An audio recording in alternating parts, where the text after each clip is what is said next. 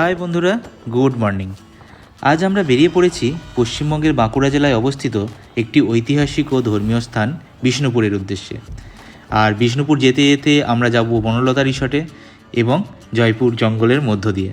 তো জয়পুর জঙ্গলের কিছু সুন্দর সুন্দর আর জঙ্গলের ভিউ আপনাদের জন্য থাকছে। তো চলুন যাত্রা শুরু করা যাক।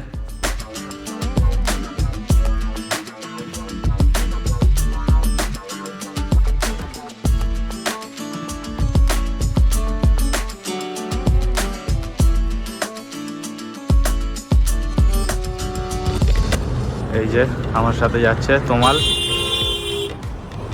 আর এদিকে বিপ্লব বাবু ফটোশ্যুট করতে ব্যস্ত। উনি বিপ্লব বাবু, হাই। এখন আমরা একটু দাঁড়িয়েছি চা খাওয়ার জন্য। এই হচ্ছে আমাদের কাকা চা বানাচ্ছে, এখন গরম গরম।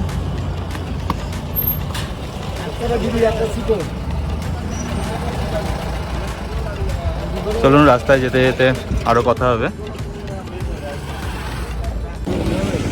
দেখো চা খাওয়ার জন্য খুব শুটিং চলছে দুজনের মধ্যে। চলুন একটু চা খেয়ে নিই।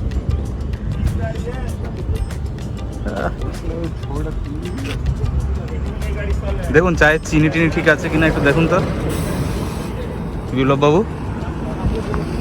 চুমুকখানা দেখুন একবার, হালকা ঠোঁটের টাচে গরম চুপ করে টেনে নিলেন।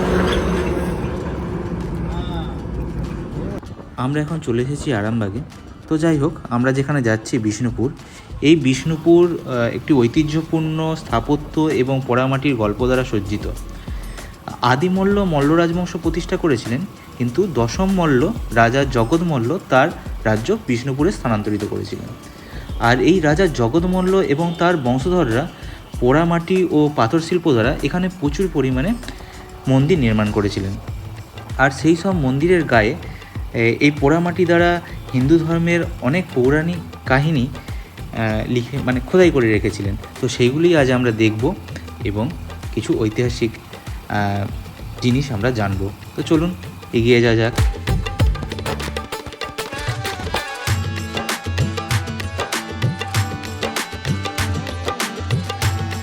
এখন আমরা চলে এসেছি আরামবাগে, আর এখানে রাস্তা নির্মাণের কাজ চলছে, তাই পুরো রাস্তাটাই জ্যাম হয়ে রয়েছে। তো এই জ্যাম অতিক্রম করি এবং আপনাদের জন্য কিছু ভালো ভিউ দেওয়ার চেষ্টা করি। তো চলুন এগিয়ে চলি।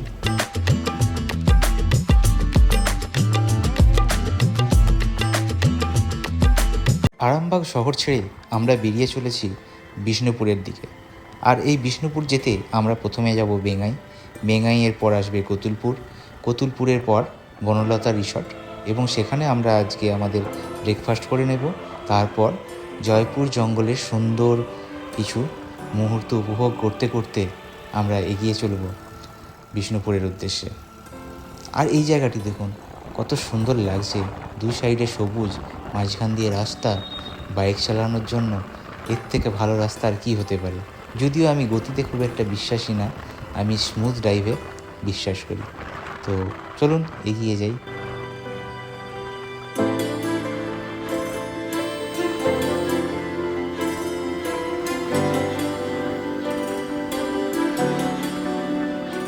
এখানে এই রাস্তাটি দেখুন লম্বালম্বি খোঁড়া। তো এখানে জায়গাটি একটু পিচ্ছিল হয়, বাইক চালাতে গেলে চাকা অনেক সময় স্কিড করে। তো এই জায়গাগুলি কেয়ারফুলি গাড়ি চালানোটাই ভালো। তো সেটাই আমরা করছি। আর এই সুন্দর যে প্রকৃতির ভিউ, সেটা উপভোগ করতে করতে এগিয়ে চলেছি আমাদের গন্তব্যের উদ্দেশ্যে। যাই হোক, আপনাদের জন্য কিছু রোডের সুন্দর সুন্দর ভিউ এবং প্রকৃতির সুন্দর সুন্দর ভিউ রাখছি, সেগুলি আপনারা উপভোগ করুন।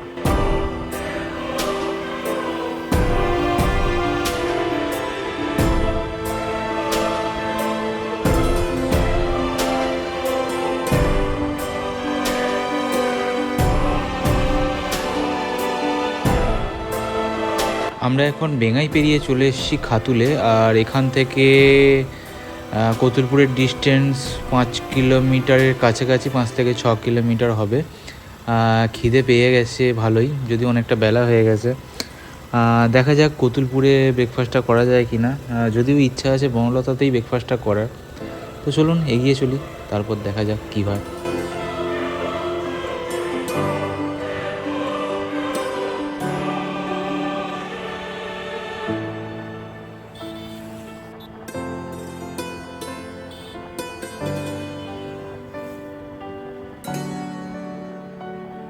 আমরা এখন চলে এসেছি কতুলপুরে, আর এখান থেকে সোজা আমাদের যেতে হবে বিষ্ণুপুরের দিকে। আর বাঁদিকে যে রাস্তাটা যাচ্ছে এখান দিয়ে আপনাদের জয়রামবাটির দিকে চলে যায়, জয়রামবাটিও যাওয়া যায়, কামারপুকুরেও যাওয়া যায় বাঁদিক দিয়ে গেলে।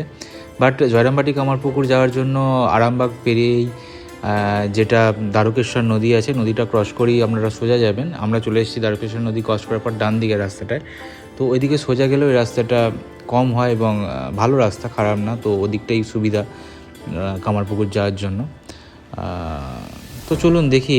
আর এখান থেকে বনলতার ডিস্টেন্স দেখাচ্ছে 16-17 কিলোমিটার। তো এখানে আর ব্রেকফাস্টটা করছি না, বনলতাতে ইচ্ছে ছিল তো ওখানে গিয়ে ব্রেকফাস্টটা আমরা সারবো। তো চলুন বনলতায় গিয়ে বাকি কথা হচ্ছে।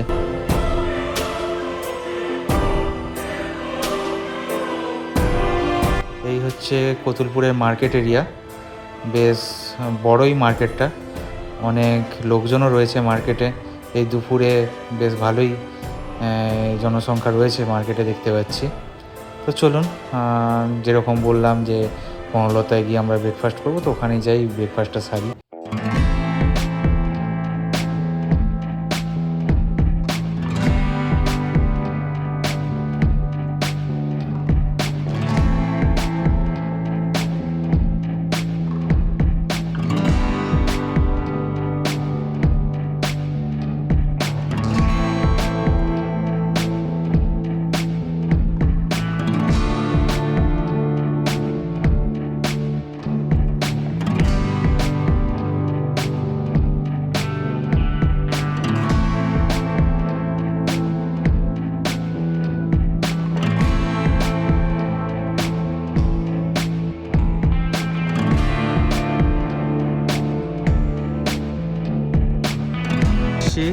ব্রেকফাস্ট করতে বনলতাতে। হ্যাঁ, 11:15টার সময় ব্রেকফাস্ট। আর কি করব, তোমালবাবু লেট করিয়ে দিলেন। আমাদের বেরোনোর কথা ছিল 6:45 সোদপুর থেকে, সেখানে তোমালবাবু এলেন 8:30, মানে 45 মিনিট লেট। এখানে বিপ্লববাবু পিছনে বসে বসেই দেখছি খুব টায়ার্ড হয়ে গেছে, নিয়ে আর উঠতে চড়তে পারছেন না, কথাও খুব কম বলছেন দেখছি। প্রচুর ভিডিও করেছে, হ্যাঁ, তার একটা জার্কিং ফিল হয়েছে মনে হয় আমার। আমরা এখন এখানে একটু ব্রেকফাস্ট করে নিই, তারপর বেরোবো বিষ্ণুপুরের দিকে। আমাদের সকালের ব্রেকফাস্ট আলু পরোটা, দই, টক দই। বাকি দুজন এখন একটু বাইরে আশু করা, তারপর আমরা ব্রেকফাস্টটা করে নেব। একজন এসে গেছেন। চলে আসছে না এদিকটা, এদিকটা একটু নোংরা, কিন্তু পাখাটা রয়েছে, এসে যাই। ঠিক আছে, কিছু ব্যাপার না। লাঞ্চ, সরি, ব্রেকফাস্ট করে নিই। লাঞ্চই হয়ে গেছে যদিও টাইমটা, কিন্তু করছি ব্রেকফাস্ট। আমি আর খিদে সহ্য করতে পারলাম না, কিন্তু এই ব্যাপারও দেখছি ভিডিও করেই যাচ্ছে। এদের মনে হয় খিদে পাইনি। ফটো সেশন, ভিডিও সবই চলছে। যাই হোক, আমি আধখানা পরোটা অলরেডি শেষ করে ফেললাম, এটাই লেগেছে দুজনে দেখছি। এখন আমরা বেরিয়ে যাচ্ছি ব্রেকফাস্ট করে বনলতা থেকে। এইবারে আমরা বনলতাটা এক্সপ্লোর করছি না, আমরা মেনলি এসেছি এইবারে বিষ্ণুপুর এবং জয়পুর জঙ্গল এক্সপ্লোর করতে। মানে বিষ্ণুপুরের লাগোয়া যে সমস্ত এরিয়াগুলো আছে সেগুলোই মেনলি এক্সপ্লোর করতে এসেছি। তো বনলতাটা এক্সপ্লোর করব, কিন্তু পরে কোনো একদিন। অ্যাকচুয়ালি এটা আজকে একদিনের ট্রিপ, তো এতটা এক্সপ্লোর করা একবারে অসম্ভব। তাও আপনাদের কিছু জাস্ট সামনেরই কিছু অংশ, বেশ ভালো ভালো গোলাপ গাছ, ফুলের চাষ হয়েছে দেখুন। চলুন এখান থেকে বেরিয়ে আমরা যাই বিষ্ণুপুরের দিকে।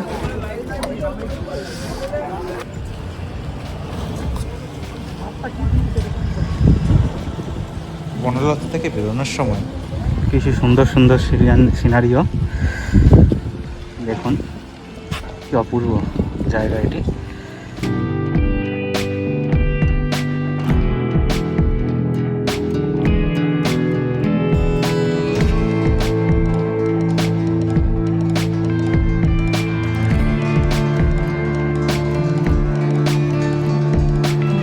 আমরা এখন বনলতা রিসর্ট থেকে বেরিয়ে একটু চাটা খেয়ে নিয়ে বেরিয়ে পড়েছি বিষ্ণুপুরের দিকে। আর এখান থেকে জয়পুর জঙ্গলের শুরু হয়ে গেছে।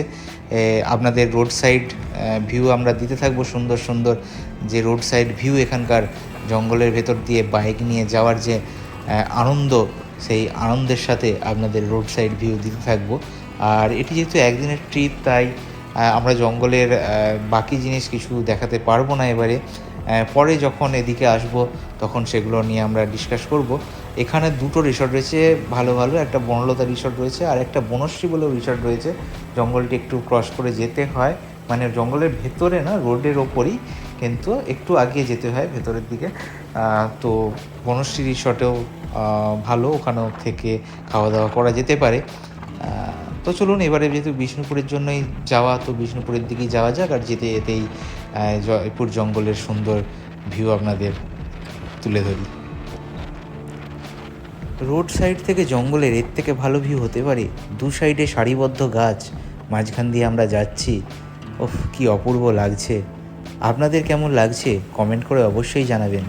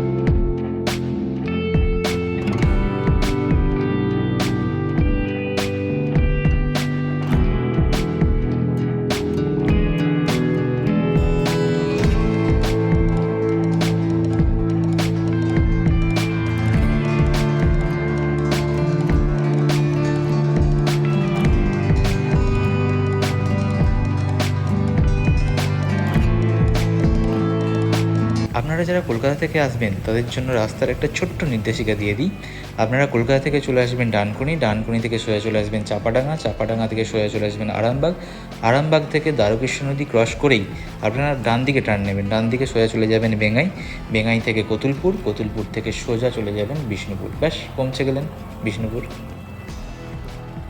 এখন আমরা চলে এসেছি বিষ্ণুপুরের কাছেই। এখানে যে মল্লরাজ বংশের নির্মিত মন্দিরগুলি রয়েছে সেগুলি আমি দেখাবো নেক্সট ভিডিওতে। তো এই ভিডিওটি যদি আপনাদের ভালো লেগে থাকে ভিডিওটি একটি লাইক করুন। যারা এখনও চ্যানেলটি সাবস্ক্রাইব করেননি প্লিজ চ্যানেলটি সাবস্ক্রাইব করুন। এই সামনেই বিষ্ণুপুরের গেট আপনারা দেখতে পাচ্ছেন। আপনারা ভালো থাকবেন, সুস্থ থাকবেন, সঙ্গে থাকবেন। Thank you.